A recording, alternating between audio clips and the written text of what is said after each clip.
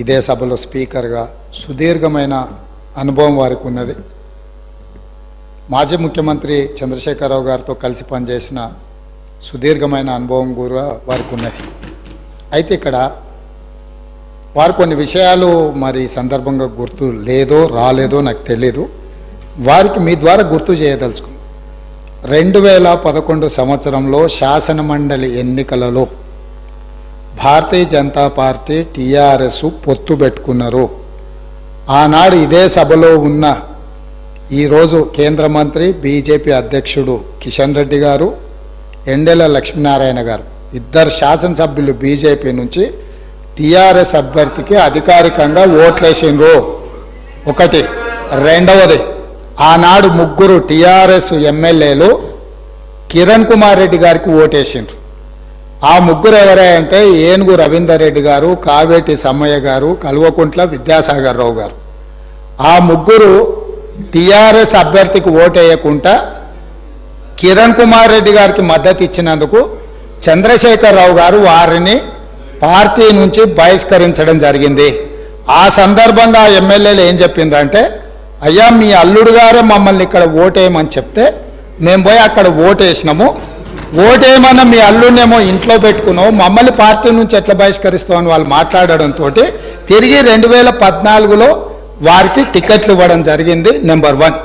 Number 2, 2014 నుంచి 2023 వరకు పార్లమెంటులో ఏ సందర్భం వచ్చినా అధికారికంగా అక్కడ రికార్డులు ఉన్నాయి. కావాలంటే వారి పెద్దలు పోచారం శ్రీనివాసరెడ్డి గారు, నామ నాగేశ్వరరావు గారికో లేకపోతే కేశవరావు గారికో వారు అడిగితే ఎన్ని బిల్లులు వచ్చినప్పుడు లోక్సభలో కానీ రాజ్యసభలో కానీ వారు ఎవరి పక్షాన నిలబడి ఎవరికి మద్దతు పలికినరో అక్కడ సజీవంగా సాక్ష్యాలు ఉంటాయి. 3 తలాక్ కావచ్చు, 370 ఆర్టికల్ కావచ్చు, రైతు వ్యతిరేక నల్ల చట్టాలు కావచ్చు, జిఎస్టీ కావచ్చు, నోట్ల రద్దు కావచ్చు, ఇట్లా చెప్పుకుంటూ వెళ్తే కొన్ని వందల బిల్లులు లోక్సభలో రాజ్యసభలో వచ్చినప్పుడు టీఆర్ఎస్ పార్టీ స్పష్టంగా ఒక సందర్భంలో రాజ్యసభ సభ్యుడు అక్కడ బిల్లు ఉన్నదంటే ప్రత్యేకమైన విమానం వేసుకొని పోయి మోడీ గారికి అనుకూలంగా ఓటేయడం జరిగింది. Bharatiya Janata party, BRS, BJP ఒకే రకమైన ఆలోచన విధానంతో గత 10 సంవత్సరాలు ప్రభుత్వాలను కలిసి నడుపుకున్నారు. వాళ్ళిద్దరు కలిసి చర్చించుకున్నారు.